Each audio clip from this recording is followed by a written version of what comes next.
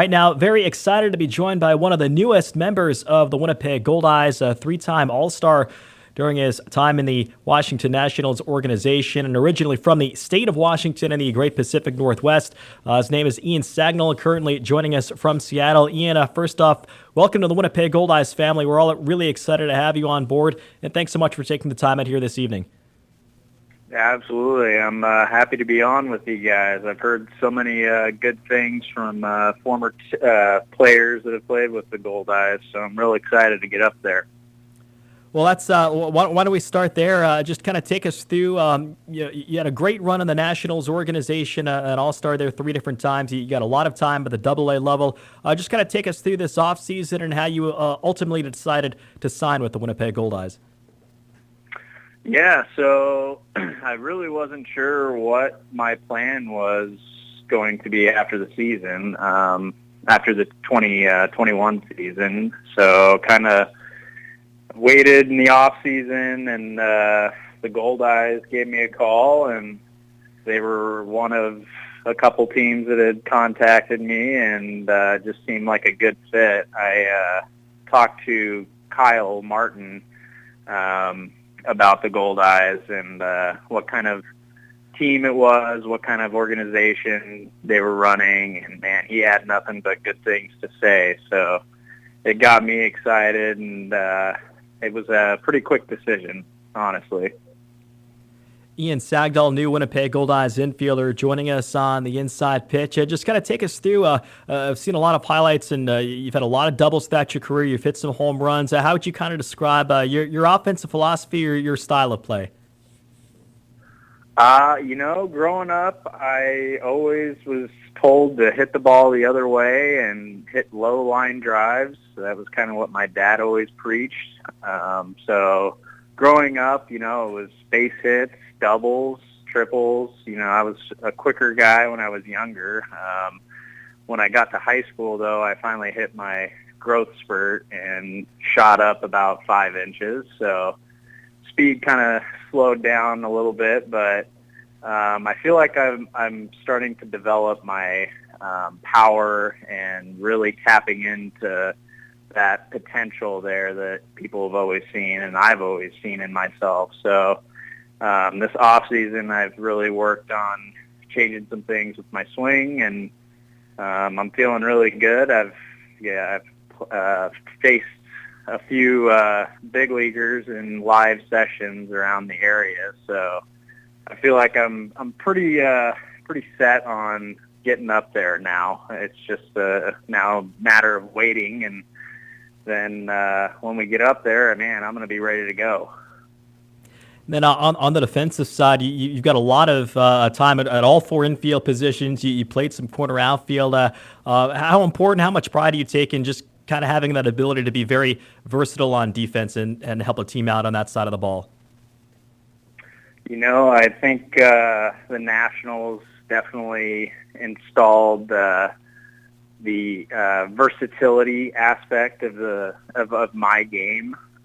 They had me playing all over the place, like you said, throughout my career. So I think it just comes with being a baseball player. I'm not like, at first when they put me at third base, it was like, well, I've never played third base before, but it's kind of like riding a bike. Once you start riding it and getting used to it, it's not so bad. So I think it's a valuable tool to have.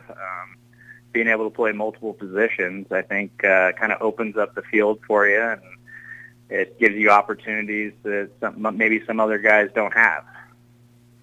Yeah, it's some really good seasons with the Harrisburg Nationals, Washington's AA affiliate, formerly in the Eastern League. I believe last year was called the AA Northeast. But what was it like playing at such a high level there, and not only having success, but from what I understand, that's not exactly the easiest league to hit in. That a lot of those parks in the Eastern League or AA Northeast are kind of pitcher friendly.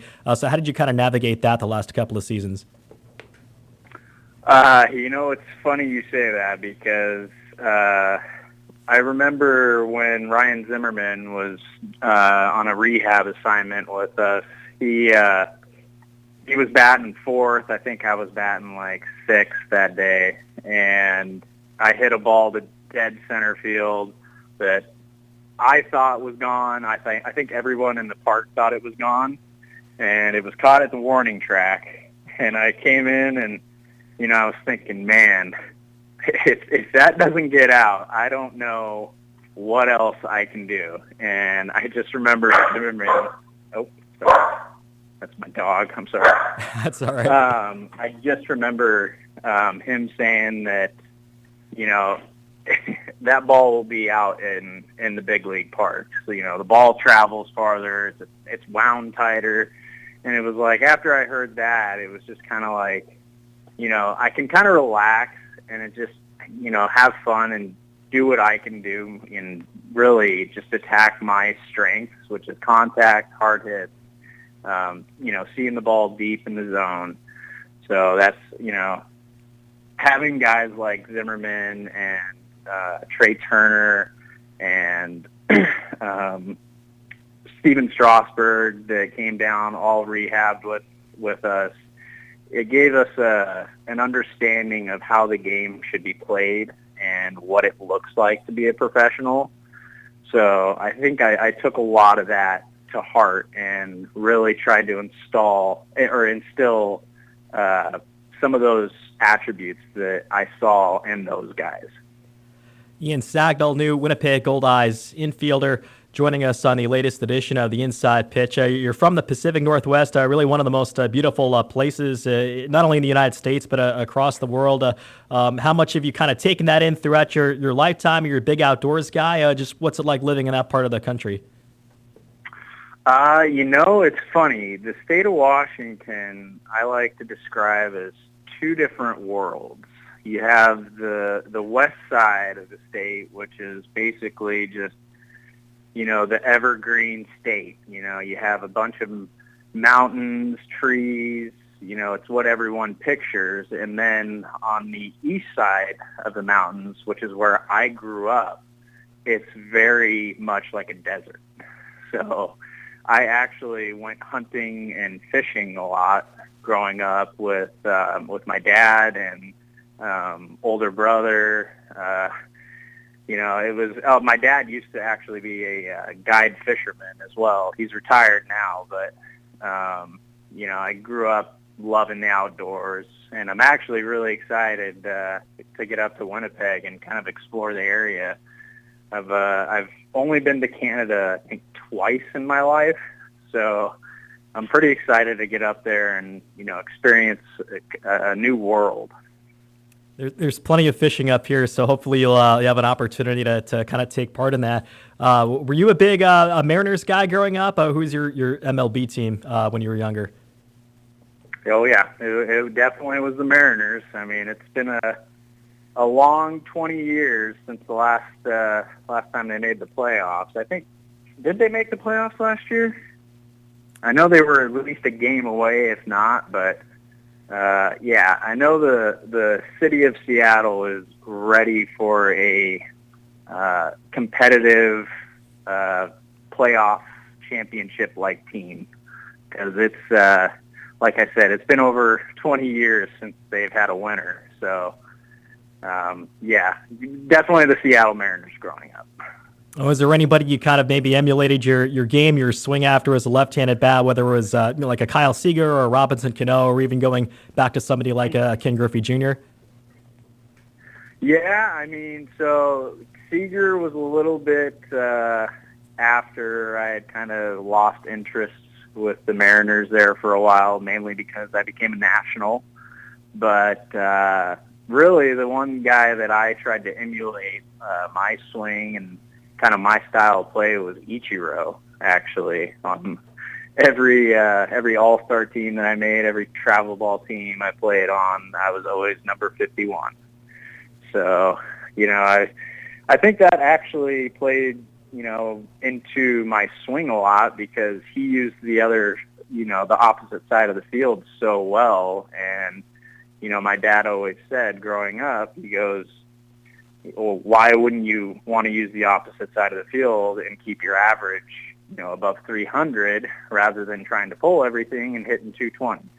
So I just tried to kind of emulate his swing and his style of play. And just because hockey is so big, we of course have the Winnipeg Jets here in Winnipeg. I know that it was a huge deal for Seattle to get their NHL team this past season. I know it's been kind of a tough go, but just what was the buzz like when the Kraken came in, and just how has that been to have your own NHL team up there now? Oh man, when when the city found out that they were getting the Kraken, it was actually pretty cool because you just didn't know that there were so many hockey fans up here. And I actually found out a lot of my buddies were secretly NHL fans. And when when they came here, there was definitely a buzz. It kind of got shot down when they made all these recent trades and kind of traded away their studs. But the young guys seem to be holding their own for the most part. But yeah, it's fun. I've actually been to a game already, and they're fun to watch. It's fun to be down at the old Key Arena now, Climate Pledge Arena. It's really cool. I mean, the stadium's super nice. They did a really good job remodeling it. Well, outstanding stuff. Hopefully we'll try and get you out fishing when you come up for spring training. But appreciate the time. I know it's a busy time of the year for every baseball player, but I know we're excited to have you on board. All the best to you and your family here over the next few weeks, and we'll look forward to seeing you on May 5th. Awesome. Thanks again for having me on. Welcome back to our latest edition of the Inside Pitch on CJNU 93.7 FM. The Winnipeg Goldeyes getting closer and closer to training camp and, of course, opening day, which is coming up on May 13th at home against the Fargo-Moorhead Redhawks. Season tickets and 10-game mini packs on sale now by calling the Goldeyes box office at 982 base or visiting the Goldeyes website at goldeyes.com. Right now, always excited to be joined by the longtime manager of the Winnipeg Goldeyes, and that, of course, is Rick Forney, joining us from Walkersville, Maryland. Rick, thanks as always for taking the time out. I know it's getting busier and busier as we get closer to the start of training camp, but thanks for taking the time out and just how things been going here the last couple of weeks. Well, okay, man. Just trying to piece together the rest of our roster and get ourselves ready for our arrival in Winnipeg. Major League Baseball, of course, their spring training's been in full swing for a few weeks now, and their opening day is just around the corner. I know I ask you this every year, but you anticipate seeing the best players in the world finally getting ready to kind of do their thing on the national stage. Does that kind of fire up just a little bit more this time of year? Yeah, I mean, it's everybody likes to watch baseball this time of year and see the new young players that they have coming into the big leagues, and seeing the superstars as well. Just to let you know that it's our season's going to be right around the corner, and it's a long 7 or 8 months for us. And just let you know that the countdown's on. We'll be arriving in our towns, getting ourselves ready to play some American Association baseball. The roster continues to come together here. I believe just over 20 players that are under contract for the 2022 season. As you've kind of more, and certainly on the position player side, I think things are kind of coming together here. Have you started to maybe think about stuff like maybe not necessarily specific batting order, but maybe where guys might fit in top, middle, bottom in terms of the guys that you've brought in so far? No, I don't. I used to do that many years ago, but I usually wait to start thinking about stuff like that till you start seeing some guys. The lineup always has a way of working itself out. And some guys that you feel like maybe in the lineup for you end up hitting at the bottom of the order. Some guys that you think are going to hit in the bottom are going to hit at the top. You're just never sure how it's going to shake out. But I haven't gotten that far along just yet. One guy that's going to be coming back, Raul Navarre, is interesting. I know he had, for the most part, been kind of a top of the order or bottom of the order type guy just because of his speed and his on-base ability. But he really thrived last year in the 5-hole, which maybe, at first glance wasn't where you would expect a guy like that to hit. But that really worked out well for you last year. And I guess maybe that's an example of where you want to see what the guys can do before maybe making a determination. Well, I think the biggest thing is you get caught, thinking you need a home run hitter hitting in the middle of the lineup. For me, I just want guys that are going to give me good at bats with been on base. And Raul's not your prototypical middle of the lineup type guy, but that doesn't mean he's not capable of driving and runs and giving you good at-bats and working some deep counts, and it also puts a little bit of speed in the middle of your order as well. So Raul has a little bit of versatility. He's like Kevin LaChance and many other guys, Wes Darville and guys like that have the ability to hit in a lot of different places in the lineup. And in terms of kind of the evaluation process, how much does maybe that first or second day tell you? You just going through the simple infield drills, outfields, cutoffs, and relays, that type of stuff, where you can maybe see which guys can throw, maybe which guys have improved arm strength, and which guys just in general are kind of moving around well. How important is that? I don't get too excited about the first or second day. I mean, you're just never sure, what kind of shape someone's going to be in, and I don't really want to make my mind up, good or bad, on a player on 1 or 2 days. We sign these guys back based on a body of work throughout their career. So when I get them on the job site, I like to give it, a couple of weeks before I, tend to make my mind up as to, where I see someone fitting in or what I like or don't like about a certain player. But, I like what we have in place so far. Just, we don't have a whole lot of time to prepare in terms of training camp. It's 8 days, and, we have 4 games scheduled in those 8 days. So we're going to have to, not only get ourselves ready in a hurry, but, we're going to have to find a way to prepare ourselves for a short spring training, because the season's going to be here pretty fast, and we're going to need some guys to show up in shape and ready to go. So I don't try to get too crazy about the first day or two. I mean, if anything, it doesn't disappoint you when you see someone work out.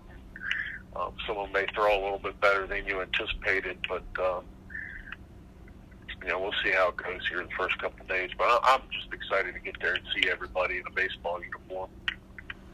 Talking with Winnipeg Goldeyes manager Rick Forney on our latest edition of the Inside Pitch Again opening day coming up on May 13th at Shaw Park against the Fargo-Moorhead Redhawks. Training camp is just over a month away. That'll get underway on May 5th in Winnipeg. And you mentioned the exhibition schedule. It's going to be a shorter spring training compared to previous seasons, but at least you're filling out a decent chunk of that training camp schedule with some competition. And kind of interesting, you're going to bring in the traveling New Jersey Black Sox team. They've kind of made a habit of filling out spring training schedules for the different independent leagues the past few years, and maybe a unique opportunity where not only are you getting your guys reps against a team that has some professional experience, but maybe you look for you, maybe there's 1 or 2 guys that stands out. I know there was the Nick Garcia kid from Gary last year who ended up sticking the entire season, and Greg had picked him up from the Black Sox. He had a really good year, so maybe kind of a two-way opportunity in those Black Sox games.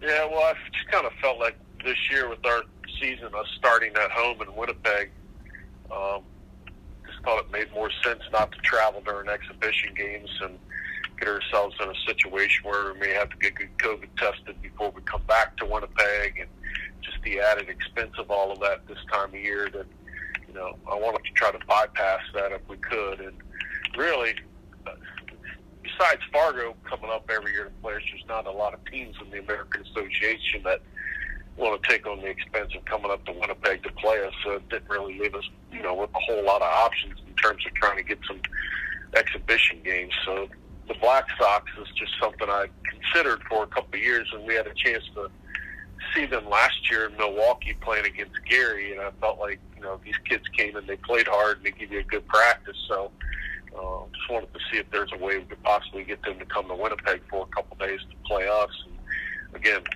keep us from having to travel into the United States for exhibition games. So thankful that it got worked out and we were able to do that. And, it also gives us a chance to get our legs right in game situations. And, so we're pleased with the way things have lined up schedule-wise. We just got to hope for some good weather that's conducive for baseball activity. With the Major League spring training games beginning to wind down as MLB approaches opening day, it's been kind of neat to watch. There have been a few of your recent former Goldeyes players that had the opportunity to get into some big league spring training games. I think it was just yesterday, Tyler Hill had a line drive single in a game for the Rockies.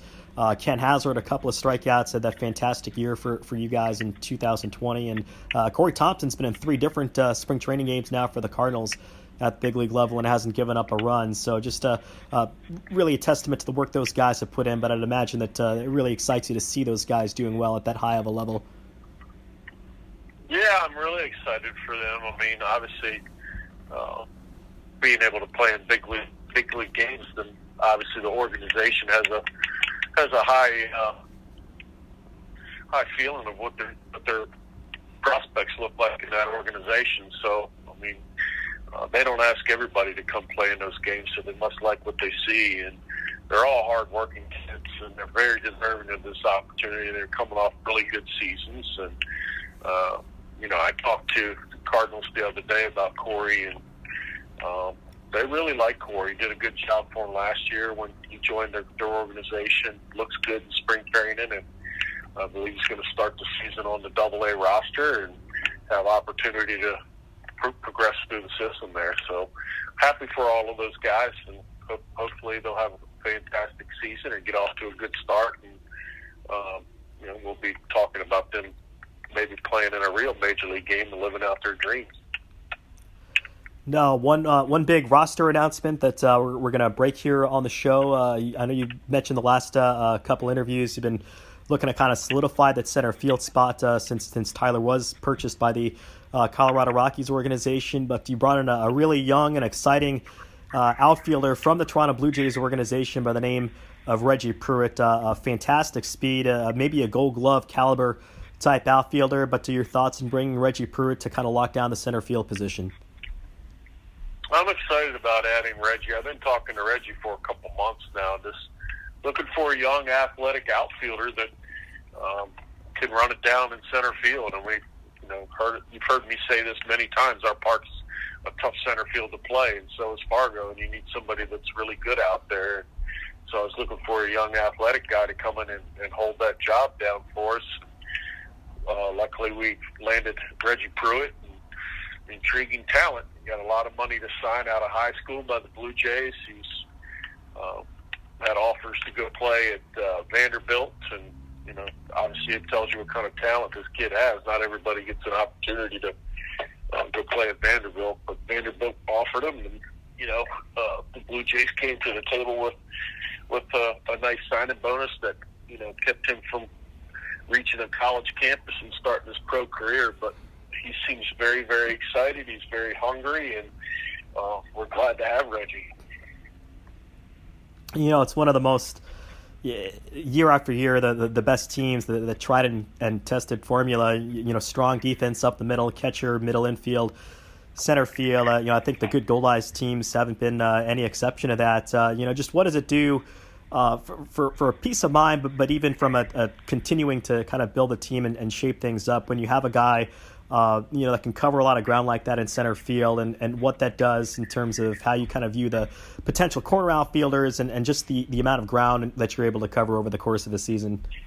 Well, it helps your pitching first and foremost. You're going to record a couple extra outs that normally balls are going in for doubles or extra base hits, you know what I mean? So in the last Reggie we had that played center field for us happened to be pretty good out there as well. And we're just, I look at defense as much as I look at offense. I just don't want a one-dimensional guy. It does me no good if you hit 300 and driving a bunch of runs, but you can't defend the field anywhere.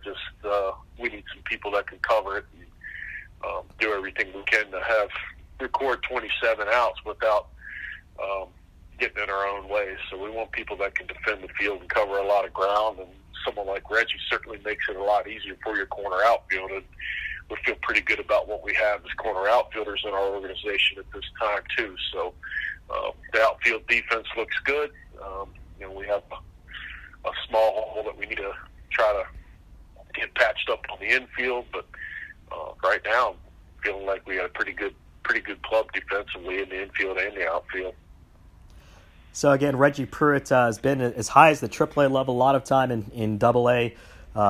Plus defender and runner in his time in the Toronto Blue Jays organization. Will be joining the Winnipeg Goldeyes, and it looks like he'll be penciled in in center field here in 2022. So it's kind of crazy. You know, it seems like we just kind of started the radio shows, but this is we're a little over a month away from training camp. Just kind of your outlook here over the next 4 weeks. I guess tomorrow is going to be a month from the start of training camp coming up on May 5th. Yeah, a lot of work still to be done, man. It's just a small talent pool this year that's been made available to us. So there's things that I need to get accomplished and some more arms that I need to get signed and possibly another position player. So got a lot to do in a short amount of time. And hopefully we can get it all accomplished because, you need a good solid ball club and you need some depth, and we're a little bit shorthanded on our pitching depth at this time. So we're going to do everything we can to get what we need signed here over the next couple of weeks, but there's a lot of work still to be done. But we're anxious to get started and see some guys out there going through baseball activities, and I can't wait. Yeah, I think the feeling's mutually here for all the fans as well. Just looking forward to a full season in Winnipeg. Well, really appreciate the insight as always. Again, we know it's a super busy time for all the managers. So just thanks so much again. All the best to you and the family, and we'll talk to you here in a couple of weeks. All right, pal. I'll talk to you soon. Josh Buchholz, Deputy Commissioner of the American Association. Josh, thanks as always for the time. I know it's a very busy time of the year for everybody in the industry, but thanks so much for coming on here this evening. You bet, Steve. Good to be on. Thanks for having me.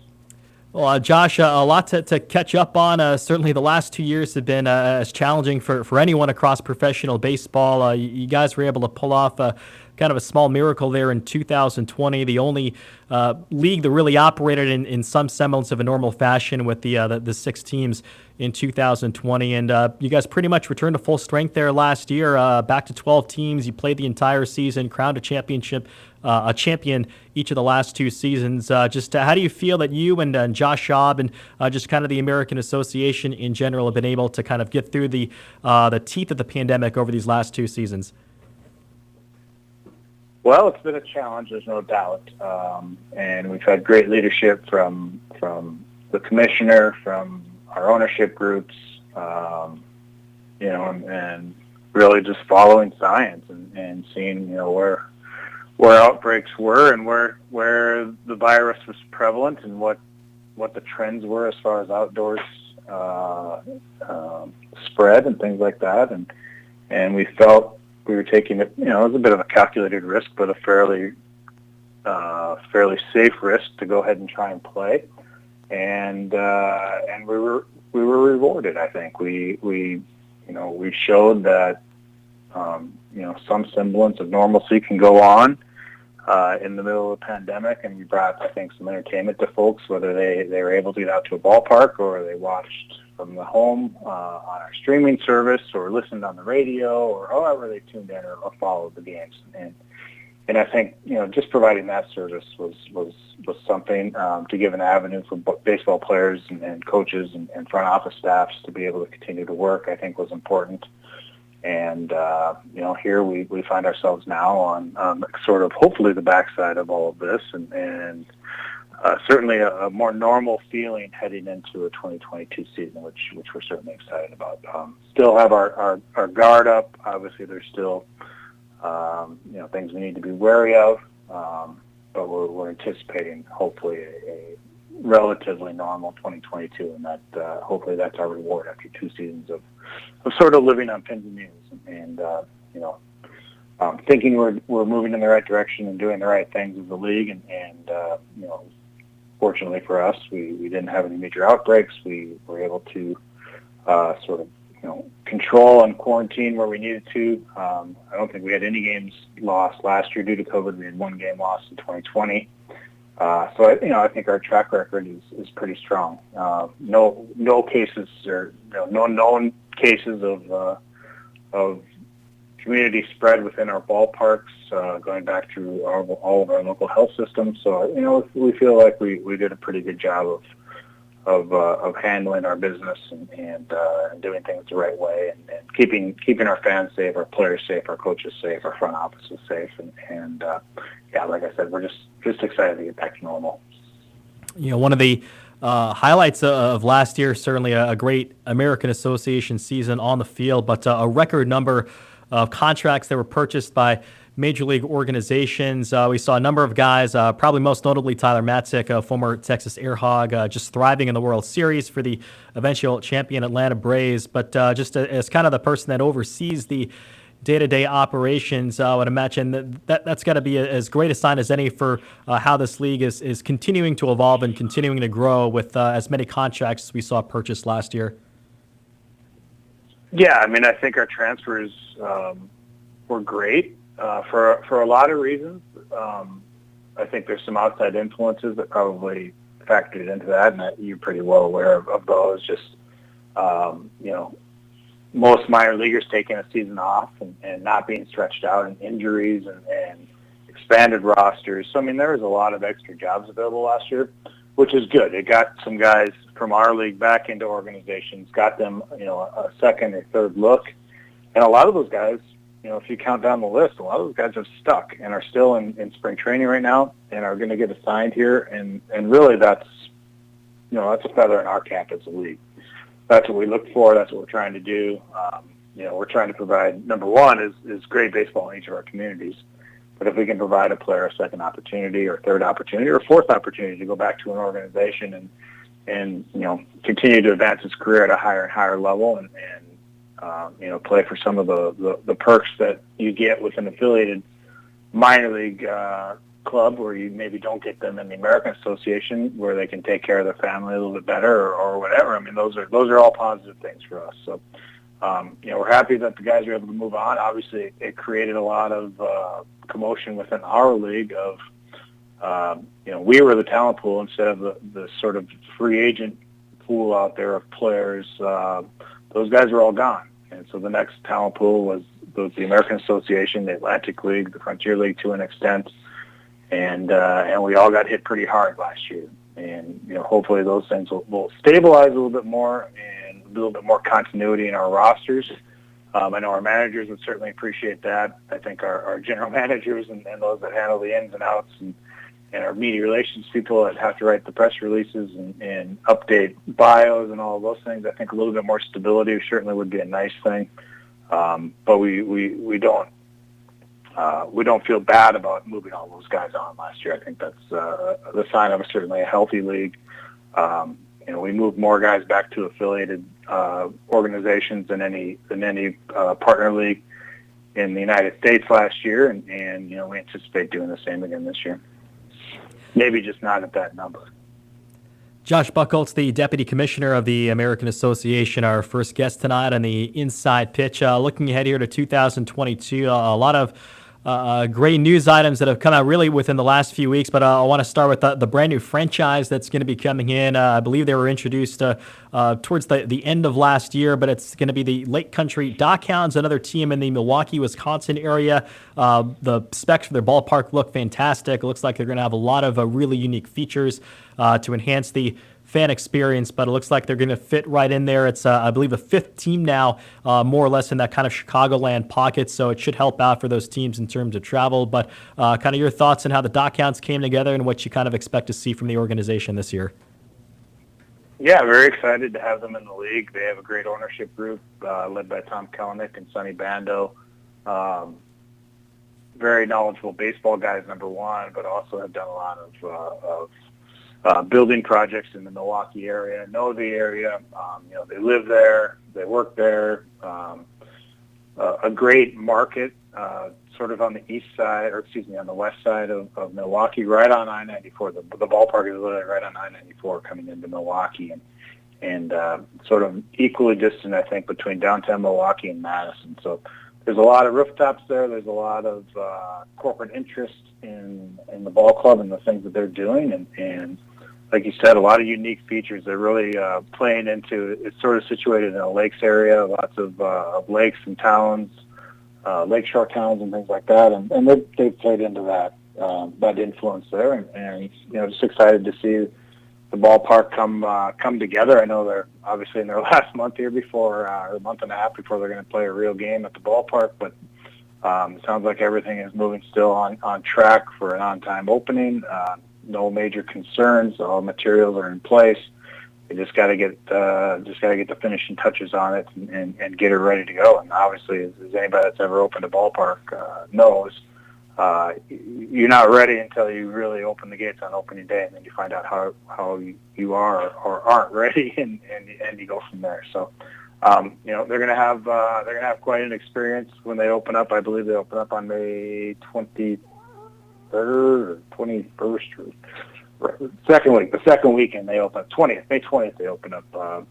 And so, yeah, they're gonna have some excitement there. They certainly have had a lot of fan interest in the area, and should be a great addition to our grouping over there in the Chicago-Milwaukee area.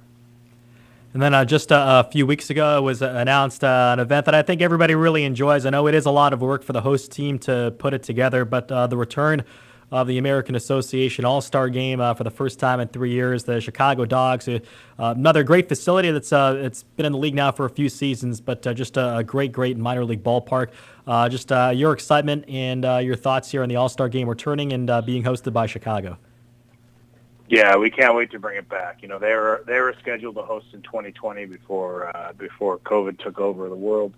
And then they were like, well, 2021 clears up, we'll do it, and that obviously didn't work out. So this has been a few years coming for them. I know they're excited to host. Obviously a little nervous. It's their first go-around with it, but a jewel event in a jewel ballpark in a jewel market, it really all is a great way for us, I think, to reintroduce our fans to the All-Star experience that happens in the American Association. The last one we had in 2019 in St. Paul was fabulous, and I think what we're going to see in Rosemont and Chicago is just going to be right up there with what St. Paul has always done in the past with their events and some of our other top-notch facilities like Winnipeg and others that have hosted All-Star games in the past. I think it's just going to be a tremendous event, like I said, a jewel event and a jewel facilities. Josh Buchholz, the Deputy Commissioner of the American Association, joining us on the Inside Pitch. Again, the Winnipeg Goldeyes will open up on Friday, May 13th against the Fargo-Moorhead Redhawks. And we'll talk about the new playoff format. You expanded it last year at the really unique situation with the wild card game, which I think was really exciting to watch for everybody that was following the league, that kind of sudden death one-game playoff. This year it'll be expanded a little bit further, so 4 out of the 6 teams in each division are going to qualify, but it's kind of a little bit of a sprint here where you've got back-to-back 3-game series in the opening round, so it could really test the depth on the pitching staffs here with those games kind of stacked up against potentially 2 different teams. But just kind of take us through how you guys arrived on the playoff format you'll introduce this season. And I would imagine this is going to keep a lot more teams relevant in the races down the stretch, which could make for some exciting baseball in the month of August. Yeah, I think you touched on a lot of good points there. I think, as we were rehashing at the owners' meetings in October, the one-game playoff, and that I think there was the teams that got in loved it, but knowing that you may only play one game and you may have had driven a long ways to do it, there was some hope that maybe if you're good enough to get there, maybe there's a way to to reward you at least with the home game, right? So that's sort of how this shortened 3-game, best of 3, as you say, a sprint where it's one game in the one place, a travel day, and then 2 games to finish out the series. Obviously, game 3 if necessary. And, in the discussions with the owners, a lot of the scenarios were put on the table. There was, going back to the original, there was keeping the wild card, and then there was this, this best of 3 where we actually have 4 teams make the playoffs. And we're not certainly, we understand 8 out of 12 teams making the playoffs, from an outsider's perspective, and maybe, some of the internet warriors don't quite, it's not traditional, I guess, so to speak, but, we're trying to do some different things. And like you said, keeping teams in the race longer in the season, is important. It gives our players something more to play for. Not that we're seeing teams lack of effort or anything like that, but I mean, everybody wants to be in the playoffs. It's fun because once you get there, you never know what happens. And I think you're right as far as testing pitching depth when you have a 2 or 3 game series, and you may not be able to use one of those starters that you may use in the first series and the second series, or with some of the days built in, it may work out, but they're going to be on short rest, and it's just going to be a very, very interesting dynamic, I think, as far as how teams stack up. Now, we've expanded our rosters this year. We've gone to a 25-man roster for the full season, which will be good, which we think will add depth both on the bench and hopefully in the bullpens, and help keep guys a little bit more healthy and allow for deeper runs and hopefully starting pitchers going deeper in the games and things like that. So, we're going to try this playoff format out this year, see how it goes. You can go back to the early days of the Northern League, and even when the Northern League was not much of a league anymore, and we were down to 6 teams, there were still 4 teams making the playoffs in that. So, I'm not so concerned about the percentage of teams that make it. I mean, I remember some teams, 4 out of 8 making it in the Northern League for a long time, and an under 500 team winning the championship. So, things happen. Teams get hot at different times. That's the beauty of our level of baseball, is you can continue to tinker with the roster, and you may not get it right until the last month of the season. But then at that point, if you can put it together, why don't you deserve a chance to make a go at it if you're one of the better teams at the end of the year? So it'll be interesting. It's going to be fun. Like I said, down the stretch, it's really going to be a good time seeing, hopefully, more pennant races and more jockeying for position. And really the biggest thing that comes out of the playoff thing is the number 1 seed being able to pick their opponent. I think that's going to generate a lot of interest among fans, a lot of conversation inside and outside the league. And, we're interested to see how that plays out as well. Now, we have to touch here on the transition. The Gary South Shore Railcats, just one of the all-time great independent franchises going all the way back to the Northern League.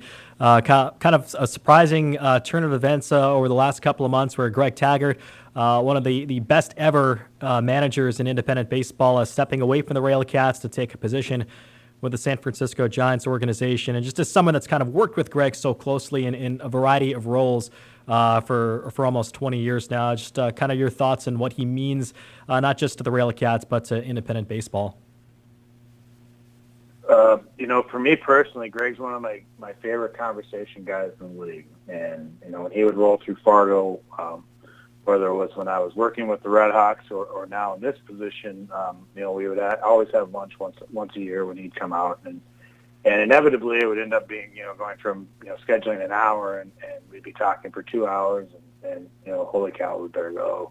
We both had things to do. So always had great ideas, a thinker, a very cerebral gentleman, and, went about the business of this league differently than everybody else, and kind of a contrarian, where, he put teams together that played a little bit different than everybody else. And I always appreciated that. You knew you were getting a game, and you call enough games against these guys that you know what it was like. If you had a lead late in the game, but it wasn't a very big lead, you were never comfortable. I saw Gary hang 9 runs on the Fargo team in the 8th inning one year when we were up 4-0 and a guy dominating the game. You just never knew with the Railcats, right? And a great move by them, I think, bringing in Lamar Rogers, who was a longtime player and coach down in St. Paul. Played under Marty, worked under a series of managers, but mainly George down there, George Sanis, and went on to manage and coach in the Astros organization. Got out of baseball for a few years, and I had no idea he was getting back into it. And his name popped up, and when I was told that's who they were hiring, I thought it was great. Lamar has a very, very strong reputation in the game of baseball. He's another very intelligent guy. I mean, I talked to him on the phone now, and I talked to him on the field years and years ago, and he just always impressed me with his knowledge of the game and his approach to people. And he hasn't lost that at all. So I'm excited to have him in the league. I think he's got some great ideas for how he wants to sort of change Gary a little bit in his own image, and not be kind of Taggart Jr. And just sort of excited to see what he can do with his contacts. Obviously, he's got a myriad of contacts in the baseball world, and should be a really positive hire for our league, no doubt. Josh Buchholz, our guest right now in the latest edition of the Inside Pitch, and just want to ask you about this has always been like a really great league, but certainly the last couple of years, and maybe last year in particular, the American Association has just done a fantastic job with its marketing efforts, specifically marketing the teams and the players. And you think about someone like Carter Woodell, really excited to have him back. And Jay Kranz and kind of his crew and the things that they've been able to do on social media, just kind of promoting the product, so to speak. And, again, it's not that the league was ever not a good league, but it's almost, for lack of a better term, it's almost become much more cooler than it was maybe 2 or 3 years ago. Do you kind of share that sentiment, and just your thoughts on the way you guys have been able to present the product here over the last year? Yeah, I mean, we made a very concerted effort, and when I was hired on, Dan and Miles have run the league for many years. So, between the Northern League and the American Association for over 2 decades, and they ran it how they ran leagues, and I came from a marketing side, a team side, and more of a modern era, and I had some ideas, but I didn't have a lot of. My first year, I was basically just trying to keep my head above the water because Miles was sort of on his way out. I was transitioning a new umpire supervisor, and I was trying to figure out the job on my own. So towards the end of the first season, I was pretty much running everything by myself. And when we brought on Josh Schaub, and we started meeting on the phone and meeting in person and talking about visions and goals for the league, we quickly realized we had aligned pretty well on what we wanted to do, what we could kind of see what this league could be and what it could do, and how we needed to position ourselves. And cool is a good way to put it. We knew that there's baseball fans out there that aren't. It's not just the season ticket holders and the hardcores and the 50 plus and bringing the grandkids to the game. Like you go to a Twins game or you go to a Blue Jays game and you walk the concourse, and the people that are there that are walking around and in the social spaces and those are younger. They're 18 to 35, let's say, and we need to figure out a way how to capture those. And our first step was, sort of re-imaging ourselves as you said, sort of the cool league, having some fun on our social media, making our social media more than just transactions and scores. And like you said, showcasing what's going on in our league, whether it's players. I don't subscribe to the fact that we need a face of the league.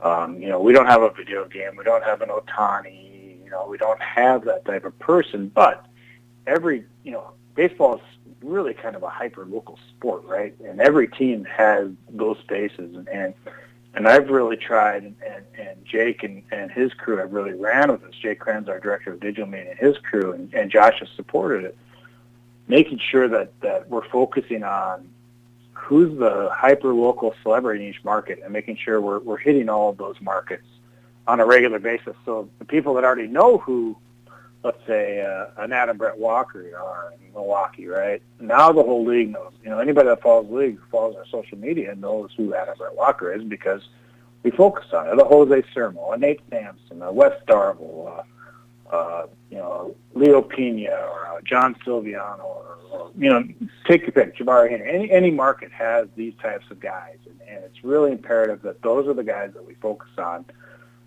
because they're already known in their communities, and we want those guys not as an individual face of our league, but to show the type of players that we have in our league. And whether they're the older guys who may be on the tail end of a career, and there's nothing wrong with that, or it's a young guy that comes out of nowhere and brings a bunch of excitement to the league. Those are the people that we're going to focus on, and those are the things that we think fans are interested in.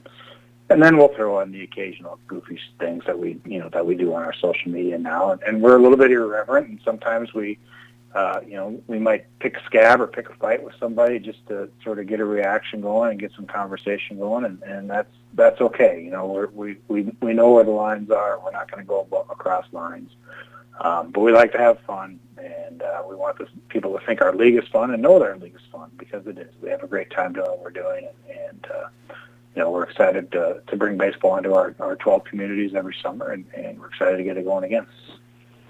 Outstanding stuff, Josh. Appreciate your insight as always. Thanks so much for taking the time out, and just look forward to catching up to you here in a few weeks. You bet. Steve, thanks for everything that you're doing up there. Can't wait to get back and see Shaw Park in person again. It's been way too long. Congratulations. I can tell you, everybody in the league office and around the league is just excited to get a full season of baseball back in Winnipeg this year. So kudos to you guys for hanging in there. And like I said, I will be there sooner rather than later to see it all in person again. I can't wait.